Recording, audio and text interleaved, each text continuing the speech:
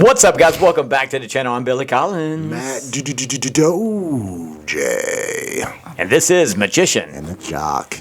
Guys, today... Magician and the Jock and the Jockette. And the Jockette. We have all right, guys, so I'm going to have to apologize to Meg because I'm not allowed to simp. But if I was allowed to simp, then I would say our next guest is charismatic, beautiful, stunning, smart. But I'm not allowed to simp. She's a girl. She's a girl. Billy Collins, that is so kind. Marketing extraordinaire for one of the biggest and fastest growing female-only companies. In North Carolina. Anti-men, which is... We're not anti-men, I'm y'all. all for that. No, I'm kidding. I love walking to a place and seeing only females. This is like makes me happy. Every fear she had, like what I shouldn't say, I've just said it. So, nope. But no. We are proud. That's what we lead with. You are proud. All female. We have 27 now. So maybe introduce who you are, what you do. Yeah, my name's Megan Gravley. Am I looking at you guys? Yeah.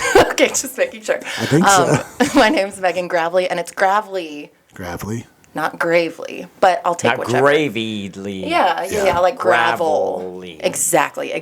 And Sweet. I'm the marketing director at Mary Cheatham King Real Estate in Morehead City. Whoop, whoop. Whoop, whoop. So maybe give people some context on Sure. what marriage, because a lot of us have heard it. We've been around here, Yeah. but if you haven't bought a house in a while, or If you're watching in another area and not sure who basically, she is. if you've heard of it, Megan's to blame because you are the marketing.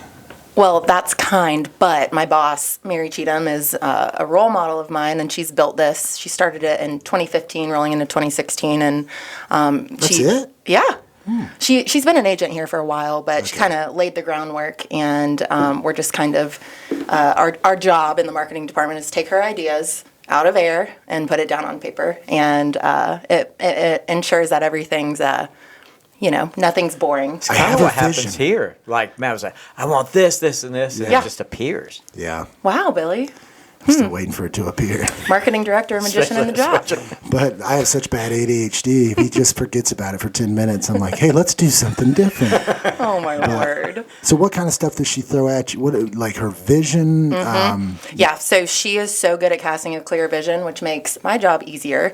Not saying my job is easy, but we have a little team of 2 to 3 ladies. Who work in the marketing department, and our main goals are to market our listings and to serve our sellers, but it's also to market our community, because who wouldn't want to live here in Carteret County? Yeah. We The talked Crystal Coast, one of the best places on We've earth. had a lot of real estate folks on. We had Mr. Don Johnson on. Don Johnson. Nice. We A had couple episodes ago. Alyssa Wallace. We've had Nice. Stephanie Mann. I love Steph. Steph's on my team. That's my girl. I made the comment to Don, if you're on LinkedIn, if you're on any social media, every real estate agent just goes above and beyond to like capture a sunset or look at the sunrise over the bridge. The culture and the real estate space here is just to dive. So they go above. I mean, that's what you're selling, really, because you're selling more than a house. Yeah, you're selling the lifestyle of it. Yeah. And that's something that I had to adjust to when I came in, because I didn't know the first thing about real estate. And it's funny that my job is now, about the community. Of course, it's about our listings and stuff like that, but it makes it easy when you have such a nice place to live and a cool place for the houses to be. Yeah, yeah. Absolutely. I mean, it's probably, if you're in marketing, you probably don't want to have the curse of knowledge, knowing like the specs of a floor plan or whatever, because it's hard to relate. I mean, you're not marketing to other real estate professionals. You're marketing to potential buyers and sellers. Exactly. It's a fun job. It's something I never thought existed. I mean, in college, I majored in communications and strategic communications. Oh, way to remember that. That was awesome. I still don't know what that means. Lock of knowledge, this kid. Man, Ask must be the Jeeves.com. hair. Must be the hair. So much hair, God, so much not knowledge, gonna Billy's like, what? But that's why he can't remember shit. I can't. My shit is gone. But strategic communications. I mean, because you were an athlete as well, and I remember all of the football guys at East Carolina were communications majors. What's the difference between that and strategic communications? It's an excellent question. Actually, nothing is different. It was just a little taste of, graphic design, writing, marketing. So it was a little bit of everything. After I left, there was a little bit more of a offering of deep dive into each of those different ones. I know, but I wish I had focused more on the marketing side of things rather than gotten a taste of all of it. Although I do use everything I learned in my major every day now. Yeah. Thank so goodness. College is still important in your opinion? Yeah, well, I think so. But I think you've done a good job at the marketing side of things, learning on your own. Because before you worked for Rusty Hook. Yep, sure did. Which is another marketing area. Yep. Or social media, right? Yep, social media, websites, marketing. But I think for the communications route, this is not the case for a lot of other majors, but I think that a lot can be learned online now. And if it wasn't for my athletic career, I probably might have chosen a different major or might have gone a different route in terms of college. So I can see it both ways. No, but I mean, we're all trying to figure out what we want to be when we grow up. Right. So, yeah. I'm still wondering, 49 years later. I thought you were a magician. I'm that. I thought he was too. Man, this is weird now. Can we change the name? Can you cancel the T-shirts we're just going to print? No, I still wanna. You're getting. Actually, we're going to print everything in house now. Yeah. So you can, if you have something that you want, just bring it to us. I'll give you my list. There you go. But so you mentioned your sports background. Mm-hmm. We talked earlier today. You know, it's kind of intimidating to come on a show where, hey, you're spotlight for. You could probably sit around and talk about marketing real estate for a long time, sure. But we want to peel back the layers. Yeah, get behind the scenes. And you know, a lot of times we'll help people connect the dots where it's in our own life. It feels so random, but when you look back, I think Steve Jobs mentions that. Like that's the only way it makes sense where you are today is looking back. And your dad is been in front of the camera for a long time. Mm-hmm. Is that kind of what got you interested in communications, but also talk about, you said something funny, you used to be a boy. Matt, just, you don't have to share all my secrets. I always joke that my dad raised me as his son, and Matt took that as I used to be a boy, which, no Trust shame, me. but I've always been a girl. I've been there many times. But, so I'm an only child. Breaking story. Sorry, Dawn. God bless. So... moving on from that. So I'm an only child. So my dad, he was glad I was a girl, but he just put a baseball in my hand at a young age and taught me how to throw a football. Your curveball sucks. That's right. You throw like yourself. Yeah, he was determined to not let me throw like my mother. I love you, Mom. She's athletic in other ways. But so from an early age, I was introduced to sports. Something I loved about how they raised me was that I was never forced to do anything. I was just never allowed to quit in the middle of a season. That's something, I take with me now. And I'm sure a lot of parents have that philosophy. But, I learned a lot of life lessons through my early years of sports, and it carried me through college and got me through college. I think sports is obviously Matt's played. He's the jock, and you played, and a lot of our friends have played. I played football and stuff like that, but I think there's something to be learned about being on a team through sports, and then the structure and the discipline that it takes to be an athlete. Absolutely. And it's like a good outlet for kids to just get energy out. Did you play? So you played college softball. No, I played volleyball. But I did play softball. You mentioned baseball. Yeah, you're right. So you almost hit me in the head with an orange one time. I saw that. Remember at Josh's house? Yes. We were just hanging out. She's like, hey, here's an orange. 100 miles an hour. I'm like... I have no chill when it comes to... I'm either 0 or 100. Yeah, I'm like, Megan, I'm about to crow hop this as hard as I can. I'm going to tear my rotator. We're going to see if you're a boy for real. But yeah, okay, so college volleyball, sorry. No, that's totally fine. I used to play softball, played basketball, played tennis, never was a cheerleader. My dad, he came up to me, he was like, would you rather be cheering or cheered for? I was like, cheered for, Dad. He was like, okay, great. Yeah. Yeah, so I never did cheerleading, but I played pretty much everything else. And then throwing shade on the cheerleaders. Hey, one of my best friends is a cheerleader. She cheered at ECU. Love that girl. Yeah. But you're better than her. But go ahead. So I started kind of narrowing my interests in sports. I narrowed it down to volleyball and tennis. And how old was you did that? High school. So and you became a state champion? I did. Yep, junior year of high school. We won the 2010 state championship for 4A. Not a big deal. Yeah, it was Not a big great. deal at all. Still have my ring somewhere. I don't know. Yeah, that's a weird time. You play sport, like you play everything, just like I did, and then one kind of rises above. Yeah. And it's like, well, if I want to continue playing, this is the route. For me, it happened in college, but yours happened. Were seasons overlapping? Is that why you had to specialize? So I had to choose that way, but I think there's so much value in playing as many sports for as long as you can. I mean, Did you find yourself being better at volleyball better than the other ones? Yeah, I think so. I started growing, which was a big thing because I was not always 12 feet tall. And then I thought about my future. Don't make that face. Billy also has. Sorry, Billy. 12 feet tall. I stopped growing at 5'9". But then I also looked at the future and the opportunities that a specific sport can give you, in college or after college. And I thought my bets were a little bit better with volleyball. Yeah. Because we have a saying here on the channel, be great at what you're good at. Yeah. And it's basically just finding what you're good at and just, hey, let's double down and really focus. Yeah, Absolutely. Did you have like natural ability in volleyball? Kind of. I mean, You're probably just really athletic. You can figure out it was the how to other do that sports. stuff, It was the yeah. other sports that helped me. And it was the, T-ball at age 5 and, my dad throwing with me in the backyard while I could swing and hit a volleyball. So I credit all the other sports that I played to the ability to learn volleyball because I was terrible when I started. Oh my gosh, awful. Which I'm sure everyone is at the beginning. I'm really good at volleyball, if I must say so myself. I get so many chicks when I play volleyball. Go ahead, sorry. Oh my gosh. Meg, this is my life. Billy, I don't know how you do it. I just don't. Pretty easy in my opinion. In his opinion.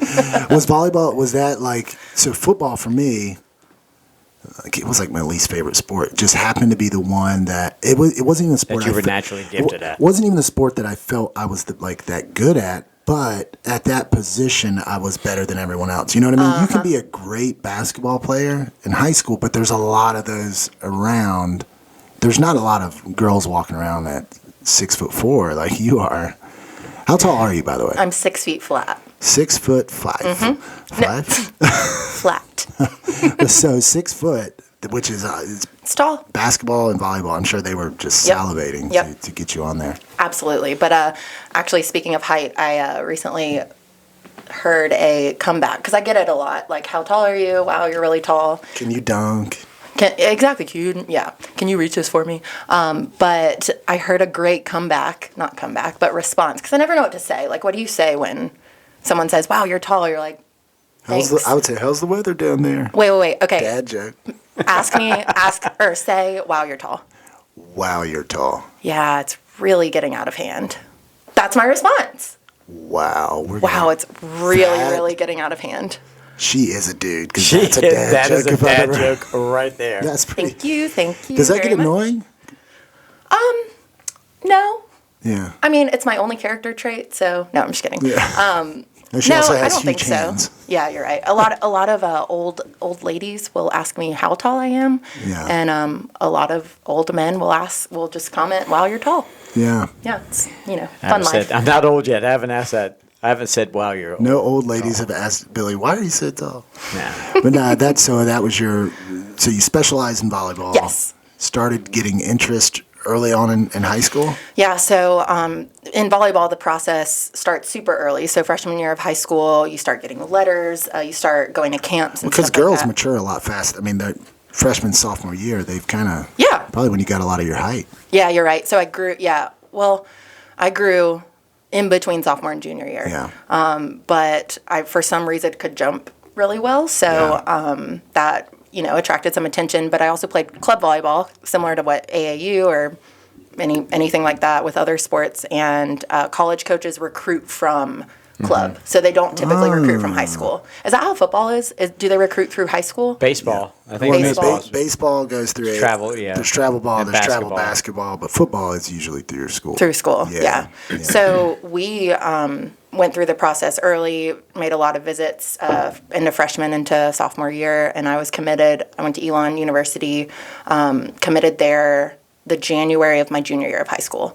So I knew, before I took SATs and before I hit my senior year where I was going to school, which was such a blessing. Did you do the thing where you have like the table and you're flanked by your parents? I did. I have the photo. You have the hat and you're like... Yeah. We did it in our library, not even in our gym.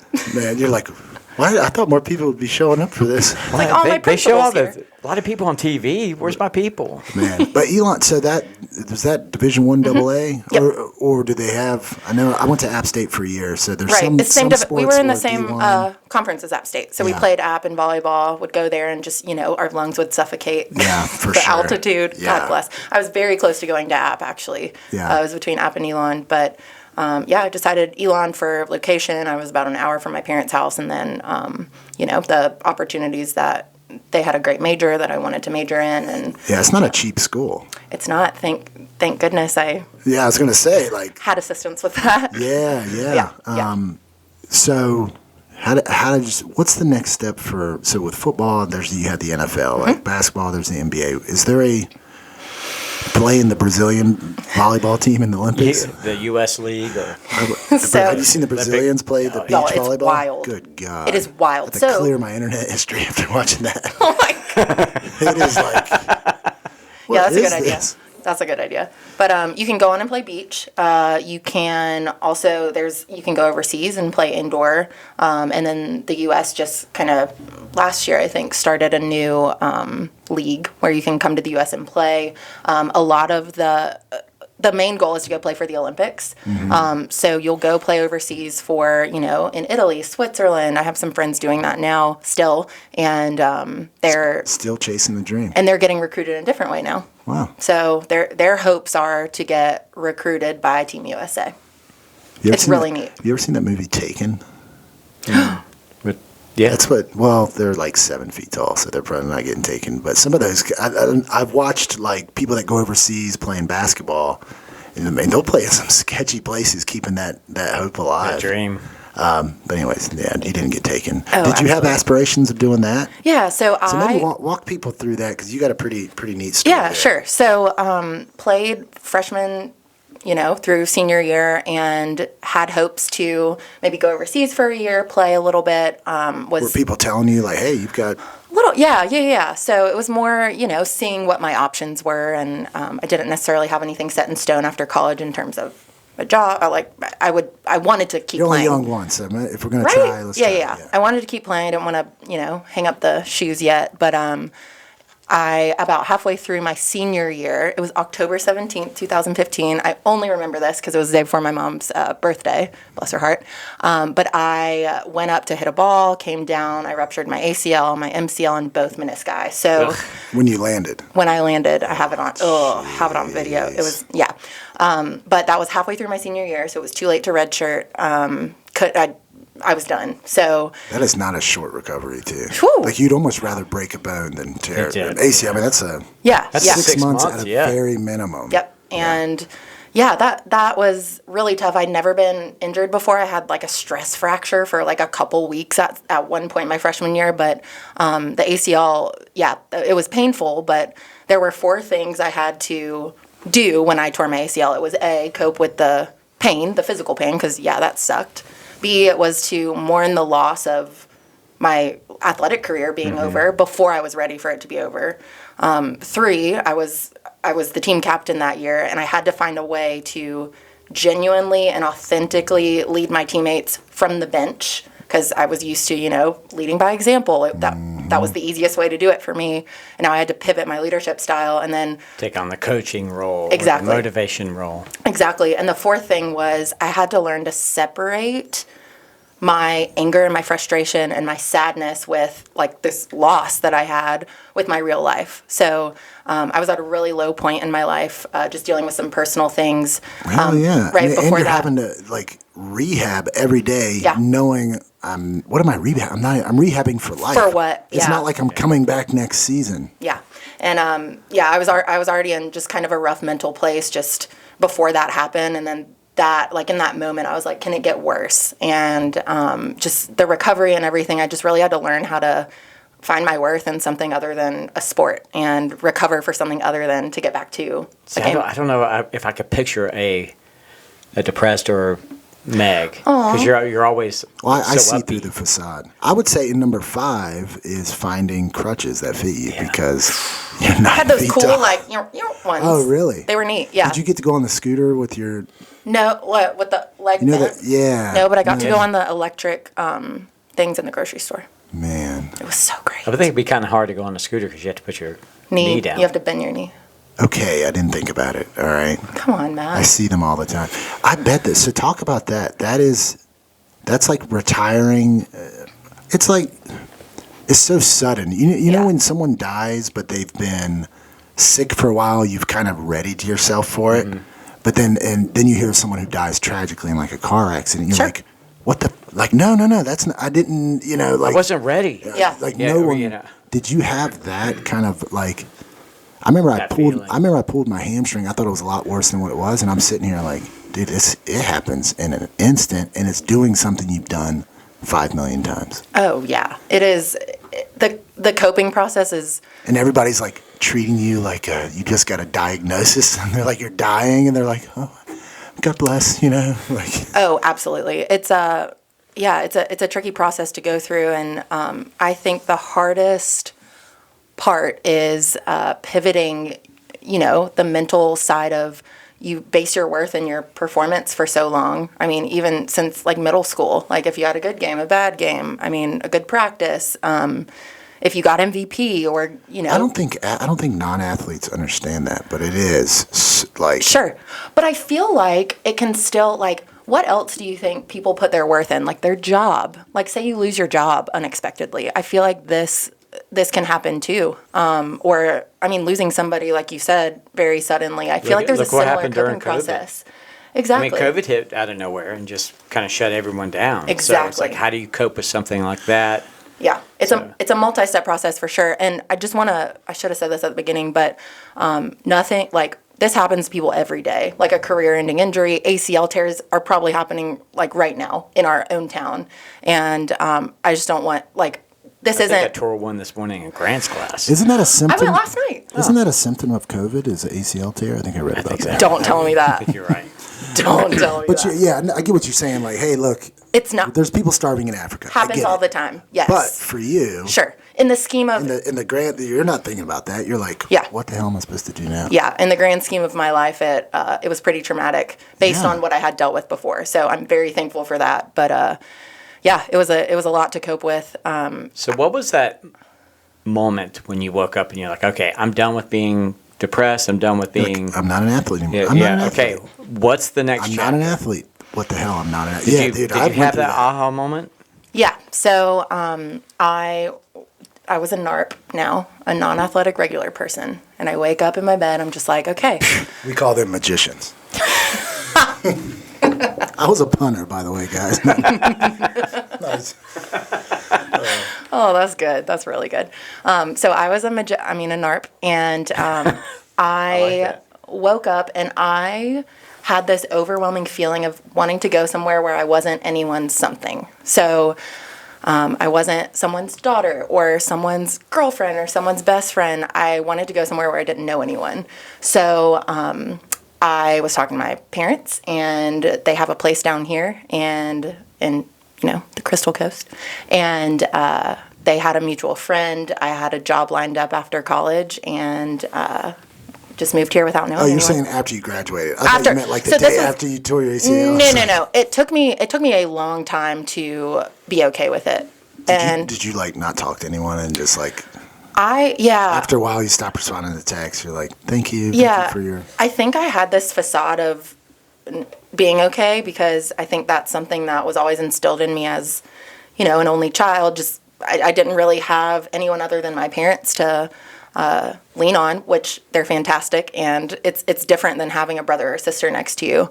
But I kept this facade when I was going through this, and I do this now still, and I know it's not good, but that I'm okay when I might not be, type of thing. Like what you said, you're like, I can't picture a depressed Meg. I'm like, it happens pretty often. I have my days and my bad days and my good days, but I think masking it was the way that I kind of got through that, just faking it till I made it. And that's not the best advice, but I'd say it's better than wallowing in it. Shoo, yeah. I know when I was done, anytime you make any kind of transition, Billy, you went through a divorce. It's like, I remember you saying a couple years back, man, it used to be the Billy and Fran show. Now it's the Magician Billy Jock. Show. Hey, look. So I would take this. Never mind. I'm just going to. Yeah. It's a big life change, and dealing with big life changes, you have to change your perspective of, I keep going back to like where you put your worth. My worth was in sports for the longest time, and I had to pivot putting that in performance to putting it in people. And I think if you can step back and look at your circle of people around you, like from a bird's eye view, now, think about that circle of friends when the traumatic thing happened to you. If you can look and be proud of who's around you and who cheer you on and who you can cheer on easily, I think that's a big win. And I think you did something pretty strategic communication-wise. But no, very strategic, because you said, look, I need to get away. Because if I hang out here, everyone's going to ask me, hey, are you going to come back? Do you think you'll try that? Same thing with, after getting out of the league. I mean, I'm 34 now. I still have people like, hey, man, are you getting back? It's almost like your sport. It's like I compared it to, it's like I was dating a supermodel that I knew it wasn't going to let, but it was the hottest, most desirable woman in the world, and we broke up. And it was a very public breakup, and everybody came up to me like, hey, what was it like dating your ex? Or do you think you'll get back with him? That's good. And like the ex is getting bigger and more popular now than ever before, and you feel like you're left out. Well, you're just like, oh shit, what else? You have to replace it with something, but it's tough. It's a lot of status being an athlete. I don't care if you're at a D3 school. 100%. You're a big fish in a small pond there, and you have to replacing that's tough. You have to rewrite your story. I think it's starting from scratch, and that's the thing that I had to realize, you had to realize, everyone has to realize after you go through a big life change is who are you without that thing? Well, I think you did the right thing by, like Matt said, coming here, but also surrounding yourself with a pretty good support cast of members. Yeah. I mean, all your friends, they're our friends as well, but they're really good people. And you didn't lead with, hey, I'm Megan, former college. You wanted them, like... Exactly. It is nice to do that. Like, I rarely tell anyone, just because I was in the league for 1 year, and it's really cool, but it's better when they find out. 100%. They're like, oh, Megan's actually really cool and was a college athlete. Because Right. there's a lot of people watching right now that they're like, that's amazing. I would give anything to have been athletic or do that. Yeah, I would have done it even if I tore my ACL. But they're looking at you at the finish line. You've been playing a sport. But it provides a lot of structure. You've also seen that there's life beyond the game. And I never thought that. Right. You just thought, this was it. This is my... It's not something you think about until you're done. Right. Because you don't want to feel... Remember, it really is like you don't want to feel like you're cheating on your sport. Exactly. You would probably feel guilty. Did I not practice enough? Or did I stayed up just a little bit late? How's that going to impact me on... you really are a mental case when you're... Because sports are so... people can tell if you did bad or good. In a profession, we talked about this before, you can hide in a company for a long, especially if the company's profitable, you can kind of hide, skate, just work hard enough just to, get a paycheck. And with sports, it's like, hey, you played here, you sucked or you did good, So to all that, playing sports, getting through it, going through everything, waking up, moving away, how did that prepare you for your career? Great question. So now in my career, I know. He said, stop simping on Billy. Good God. That's a terrible question. I just fed it to him. So I think that, there's the cliche things of, you learn how to be a team player and you learn leadership and stuff like that. But a team here at Mary Cheatham. Yeah, exactly. But now I have the privilege of managing a smaller team within our team. So we have our marketing department, and I'm learning something new every day about it. And I thought I knew a lot from, playing volleyball, being a leader on the team, things like that. But I can take a lot of those things and bring them over to the workplace, which is great. But something that I'm so glad I had the experience of in college is leading people that are older than you. And I think that that's such a strange, concept. And it's scary to think about because you think about You think about age as status a lot of times when it's actually maturity. When it's actually your experience. I think it's like your passion and experience can really outweigh age anytime, and that's something I'm really glad I had the privilege of gaining through sports that I now take with me in the workplace. Yeah, I mean, in the real world, there's no freshman, sophomore. School kind of sets it's a path. Yeah. Like the next year or the next season. Yeah. And then you get in the real world and it all just feels like a blur. Exactly. What am I, we talked before, I mentioned Dan Sullivan with Strategic Coach. Mm-hmm. He talks about how a lot of really high achievers, they'll structure their lives kind of like an athlete. Like athletes are some of the most productive people in the world. Because you think about it, guys making $16 million playing in the NFL, he plays 16 regular season games, right? So like he's making $1 million for a 3-hour game, mm-hmm. and the rest is supporting that. I don't know if it was like that with volleyball, but it's similar. You're playing a lot more games than that, obviously, and it's like, how do I structure my life now? That's why I love doing this show. It gives you something like, okay, yep. Monday or Tuesday or whatever, and then it's got to be released on this day. Yeah. Deadlines.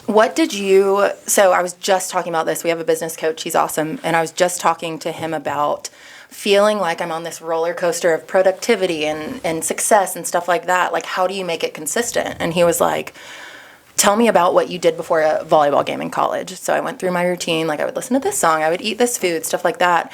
And he told me something about, I might butcher this, but it's the ideal competitive mindset. And it's something that you innately have as an athlete, and it's something that you have to practice as an adult. So he was telling me your game day is your mm-hmm. mecca. It's the thing that you work toward, and it's the thing that you have routines around. Mm-hmm. But now, as an adult, every day is your game day. And you have to set your morning up and set your day up for success automatically. So whether it's, you take a cold shower or you meditate or anything like that, he said you have to set those routines in place every single day for automatic success. So every day's a win. Yeah. Yeah. No, I make that a habit. Yeah. Yeah, I would agree with that. I mean, a lot of athletes are some of the most superstitious, ritual. I mean, I remember my sophomore year at East Carolina, we played West Virginia, and we got destroyed. But I had my best game in college ever. I averaged 46.7 yards a punt. I think I had 5 punts. You can check me on the stats, but I remember it like it was yesterday. He punted a lot. When a punter spends a lot of time on the field, it's not good for the team. And that was okay. Well, that was a weird thing about my position, because I could have a great game and we could lose, or I could have a crappy game and we could win. It's weird. But I noticed after that game, I had my left sock on my right foot and my right sock on my left foot. To this day, I still do that. No. To this day, it's just something to built in. Yeah. Because you could maybe not perform well, but you don't want to not perform well because you skimped on your, like, you didn't eat right, or 100%. You didn't stretch, or you were rushed through your warm up, or you wore your right up sock late. On your left. Yeah, you're like just weird things. The mind can play tricks on you. It is tough to replicate in the world. I mean, you do shows. Magic show is a game day, right? It's like your whole life is structured to peak at that time and then come back down and then peak. It is tough.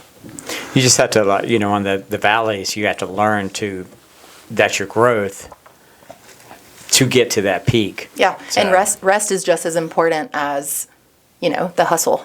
I hate that word, we didn't, last week was Thanksgiving. We didn't have any guests, but we spent a lot of time on, like, rearranging the studio or working on ideas for the studio, whiteboarding and stuff. So it was our downtime, but it also was our growing time. Yep. Yeah. Are you super passionate about what you're doing? Yeah. Yeah, absolutely. It's the people that I'm around. I think it always just goes back to the people, and my team at work, my people when I go home, my family. It sounds so cheesy, but I think if you can step back and look and be proud of the people that are around you and that you talk to every day, that's like, a win. These are people I would hang out with anyways, A lot of times work for a lot of people is like, these are people I wouldn't even hang out with if I had the choice, but I gotta pretend, it's got to be all-consuming. Sports was all-consuming for you. Mm-hmm. It's tough in the quote-unquote real world. It's not as cut and dry. I always tell former athletes, like, you got to figure out what position you play. We got to figure out what sport you play, now in the real world, and what position do I play within that sport? Yeah. You know? Yeah. How did you get to? I think so. The stakes are a little. This might be controversial. I don't know, but I think the stakes are a little higher in the real world than it is in sports. With trying to determine. I mean, it's very cut and dry, like you said in the sports realm. But I kind of approached it as I'm going to start out, down here where I'm a freshman. I'm a freshman. Yep. There we go. And then quietly make your way up until you're at the right place at the right time, and you do the right thing. So I think just starting out starting out where you start as a freshman, setting up the nets and, carrying the equipment on away games. Yeah. Well, it's kind of what you were talking about with your dad. Yeah. Your dad was an intern sweeping floors and worked his way up and became, to the status he was at. So. Yeah. I have a great example in him, and he grew up, with a single mom. He was, helping out around the household, and he he went to ECU actually, Matt, for one semester. He did not. A terrible grade point average in high school, apparently. Did not. SATs were hard. That's right. And then he transferred. He transferred to state. He walked on the baseball team, and then the day after graduation, his coach told him, he's like, "You should find something else to do." So he walked across the street, got an internship at WREL, the news station that he worked at for 35 years, and he knew he wanted to do that. Yeah, he was very certain, which I think is rare. It's very rare. Did y'all know you wanted to be magicians and jocks? A part of me, like when I was a little kid, because that's where I first saw my first magic show, and I said, I want to be a magician. Kind of life gives you different roads, but on the other hand. You get clues of how you're wired, and you're trying to figure out, okay, because there's no job that's like, Matt Dodge, that's who we're hiring. You, exactly how you are. You have to okay, I'm really good at this. How would that materialize here? Yeah, especially if you had I always knew I was going to entertain. Yeah. I love entertaining, no matter what that was going to be. Right. Now it just happens to be with. Yeah, I mean, a lot of life. So we talk about in life, you don't get what you want, you get what you are. Mm-hmm. So we attract the world. A lot of times is a reflection, right? And if you don't like your reflection, the dumbest thing you can do is break the mirror. Get mad at the mirror. You can probably fix your face. Mm-hmm. And that was a pill I had to swallow. And it's like, okay, well, if I don't like what my surroundings, if I don't like the type of people I'm attracting or whatever, that's on me. It's not on them. They're responding, right? It's like a magnet. The magnet just attracts. It doesn't ask questions. But there are people you naturally attract in your life that come up to you and ask. We talked about that to Brooke. That's part of being great at what you're good at. Right. And the problem is most people just don't have a business built around that. So instead they get into a business where they might not naturally attract people like that. They're not maybe that crazy about it. They got into it because, hey, great income potential. And they realize they spend their days cold calling and starting at A and ending at Z and trying to convince people to buy something that they're not really that convinced to buy themselves and blah, blah, blah. Instead of taking time, looking at the mirror around you, because that's exactly what it is, and then elevating yourself. And it makes life, you live out of flow instead of out of force. A lot of people are living out of force. Flow is just so much better. I mean, you probably think about marketing round the clock. It doesn't turn off. There's no it's everywhere. Yeah. When he talks about flow, it's I don't know, it kind of breaks down. You're in the zone, you're in your flow, like when you're hitting on all cylinders. Yeah. And that's a state. I mean, you got that in volleyball. I mean, there's sometimes you don't feel it, but the better you get, the more easy it is to enter into that. Yeah, and that's what I was kind of touching on with the competitive mindset. What are things you can do to get yourself in that, flow mindset or in the zone mindset? And if you have things, 3 things you automatically do that gets you in that mindset, whether you do it every morning or whether you just have a slump in the middle of the day, then I think there are triggers that you can do that will get you into that zone automatically. Yeah, absolutely. Yeah, but I haven't figured mine out yet. You got. I mean, it evolves, but I mean, you got to be. We've talked about this. The older you get, the more I'm more Matt today than I've ever been. 100%. Yeah. And it's we did a show on that. Take your mask off, right? We have different masks on. Prime example, all the guys are hanging out. They're like, yeah, sports and beer. And then the girl is like, hey, babe, hey, how are you? And it's just this like, what mask did they put on? Sure. You know, and that's exhausting. Yeah. I think there's a Chinese proverb, if you lie, you have to have a great memory. You know, you got to remember. Yeah. So you don't flounder on your stories. Yeah. Yeah, because I mean, it's actually, it is a story. So yeah, long story short, I can empathize big time with being a former athlete. Sure.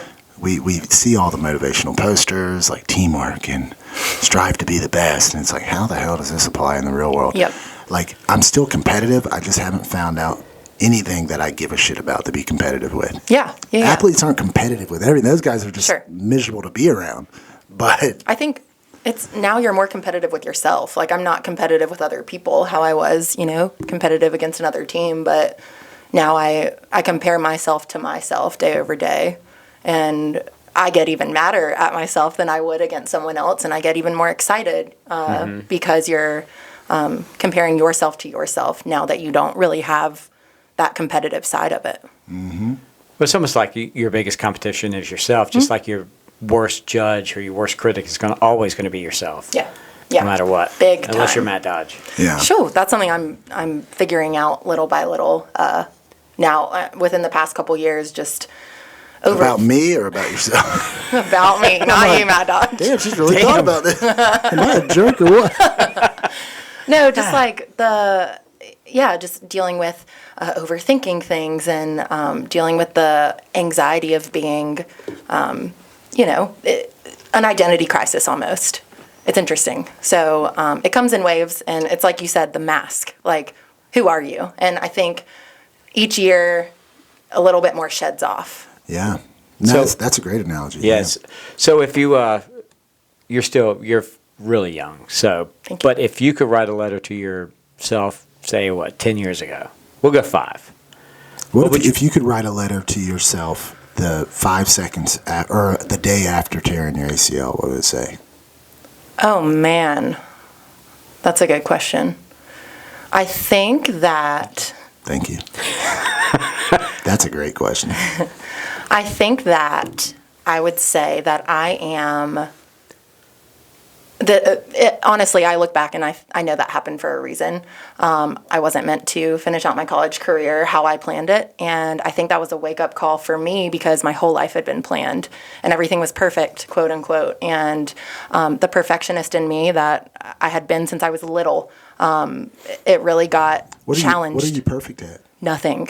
That's my response when someone says they're perfect. I'm like, really? What are you God perfect bless. at? Nothing. And it's just, growing up, I strived to be. And because I had, didn't have siblings to compare myself to, I was, competing with myself. All else fails, I can work harder, I can work out longer. Exactly. Now that's taken away. Yeah, I just want to make people proud. And I didn't have any control in that decision in my life when my whole life, the 17 years before that, I'd made very tactical decisions about. And I think it was a lesson in just going with the flow and rolling with the punches and knowing that not everything is your decision. That sucked. Big time. And just, dealing with things like that today in smaller ways. And that was the biggest blessing and a lesson that I needed to learn long before that, but something that I was forced to learn the day I tore my ACL. Yes. So, but if you wrote the letter, it'd basically be like, it's going to be okay. Gonna be okay. This is what's meant to be. 100%. And I was thankful to get involved with coaching. Before that, I would never have wanted to coach. Like, I just wanted to play. I did not want to, clap for people and say yay and all that stuff. But Is that what coaches say? No, they don't. Yeah, nah. Hey, You're doing so good. you kick good. Good job, Matt. But I think through having to spend the rest of the season on the bench and finding my voice as a leader in a different way, that helped me want to help others. And Test your communication too, because for the first time you're like, it's like Usain Bolt writing a book on how to be fast. And he's like, shit, I've been fast since I was 0. I've always been fast, but now that athleticism has been taken away, that's the best way to learn anything, honestly, is that you're going to turn around and teach it. Exactly. And it's the mindset too of like, if you're not on the court or the field or whatever, like, how do you act? Or like, if you get benched, how do you act? If it's taken away, how do you act? And I think it goes back to the people and how you treat others and how you support others. So I came here and was thankful to get involved in the local high school, and they taught me more than I taught them. So that was great. That's awesome. Which high school? West Carter? Yeah, buddy. Yep. This was the first year I didn't coach. I coached for the first 5 years. Very fulfilling. God, it's so wonderful. Mm-hmm. Those kiddos are something special, but I learned a lot and loved my time there, but work's gotten crazy. Yeah. So what, now you're at this status, what's in the future for Meg? It's a great question, and it's something I think about a lot, and it's something I don't necessarily have a straight answer to. Because I know you love working for MATJ, Yep, but yep. You never know what's going to happen. Oh, yeah. Too many chicks Mary, around. She's probably like, you know what? You're like, dude, there's a lot of chicks here. What's going on? Because she's one that will launch somebody and help them to spread their wings. And she's someone I can see, myself with for the long haul, and we work well together and everything like that, and have the same outlook and big picture. But my dream, y'all, this is crazy. My first word when I was a baby was magazine. And that has always been, I've wanted to be a magazine editor, designer, all that stuff. And I get to do that on a smaller scale with work now. But that would be an absolute dream, is to, work for a bigwig magazine and do design for that. But I think you still have magazines? I think you might have missed the boat. My first word was typewriter. I'm not kidding. Ask my mother. It was magazine. Yeah. Don't know why. So my first word was Sanskrit. That's right. Electricity. Y'all are so mean. No, yeah, that's so. Yeah, I mean, we all have, and I talk to you about this all the time. Like a vision, we all have an ideal self. Yeah. That we want to be, and people a lot of times will say we're humble. It's a lot of times it's self-limiting beliefs that are got a bow on it that says, "Oh, I'm just being humble," and it's like, I always get on. Billy will say something true, then. We all do this, but throw a disclaimer on the end. Not saying there's anything wrong with anything else. 100%. Hashtag trust all women. And then, you know what I mean? Like all those different things. And I'm like, hey, no, stop it there. Like, yeah, he will. It's because your subconscious has That's why I'm slowly becoming an asshole. It's not being an a-hole. I'm just kidding. It's like your subconscious has very subtle ways of showing doubt. Yeah. Yeah. And I mean, I know that's true for me. So the Bible talks about praying like you're going into a small room and locking the door, right? It's you build this up in your head and then you embody that today. Mm-hmm. So I like to ask the flip of the question you just asked, which was, you have the ideal Megan 5 years from now. If she showed up and talked to you, what would she tell you? Oh man, that's a great question. And you might not know the answer, but that's a good kind of psychological tool to tell me, all right, that's where I want to be then. And it's a practice you can do at home. That today. Exactly. It's like, okay, what would me 5 years from now do? Exactly. And something always comes to mind now and in the future, something that I hope is always a goal of mine, is to leave behind things that I'm proud of and that can help other people. So whether that's professionally, leaving behind, a job that someone can pick up and do even better at, or if it's, if you're a parent, leaving, raising your kids, so your kids, a legacy to your beliefs and things like that. And I just think leaving things better the way you found it, of course, that's something you guys hear all the time, but I think it's... If you cut down a tree, plant two in place. There you go. But I think just leaving things behind that you're proud of and that will help others is always a goal of mine, past, present, future. Boring. I want to have this Tesla Cybertruck. Tesla Cybertruck. It will be mine. Takes White Claw sip. But we could do this. We could keep this going for a while. I told you about another project I'm involved with that I would like to introduce you to them, because we have a magazine and all that good stuff. So I could. Sorry, Mary Cheatham. Don't tell Mary Cheatham. I'm just kidding. I freelance. She's Mary Cheatham on you. You mentioned legacy. You took a big step towards your legacy this past year, right? Yeah, someone's got some big event coming up. Yeah, it might be, Engaged. engaged. Yeah, To our man. Well, we all have to man. make mistakes once in a while. No, I'm just Main kidding. man, Rob Boss. Oh my Rob Buzz. You'll know who we're talking about. When did you get Bless engaged? it. We got engaged July 31st of this past year on the boat. Yeah, it was very unexpected. My nails weren't done. Y'all, I was in a bathing suit. My legs weren't shaved. I was not ready for it. But very, very See what she excited. remembers. It's like, do it again tomorrow. I know, Same like, time. can I go back home And take two. Yep. right. Where's Billy and Matt with the ice? Yes. With the 1, 2, 3. Dalton, I'm gonna go ahead and stop you right there. She's looking ratchet right now. This is All right, forever. can we, You only get married like 3 times in your life, so like you got to get one of these right. Oh my gosh. But you got engaged. And we got engaged, yep, and getting married next November, and very excited. So we're under the year mark. We should do Nice. play-by-play. Will you guys come and do a live episode at the wedding? And here he is making the worst decision of his life. I'm just kidding. You did grow up with him, so Yeah. you have some say. You in remember how- the first time I met you was at my parents' house out on the dock? Do Well, you you- remember that? And I no. said something like, because I was like, damn, she's tall. And I'm like, you guys are it's going to. really getting out of hand. I said, like, no, I think I said, y'all going to have some good looking kids. You did. That was like the first day I saw You I think y'all had just been did. dating. No, we weren't dating yet. I remember. Oh, but I was came like, in. yeah, y'all going to have good looking babies. I looked at him. and I was like, huh, Premonitions. Prophetic. wow. So we have you to thank. Thank you, Matthew Dodge. Thanks. Or Matt blame, Dodge. depending on how this turns See out. how it works. No, I mean you guys be great. Dalton's such a good dude. I'm excited. I'm so excited. He's a special guy to put up with this. Yeah, It's a lot. It's a lot. beggars can't be choosers. Yeah, I guess. Right. Did you have a good time? I did.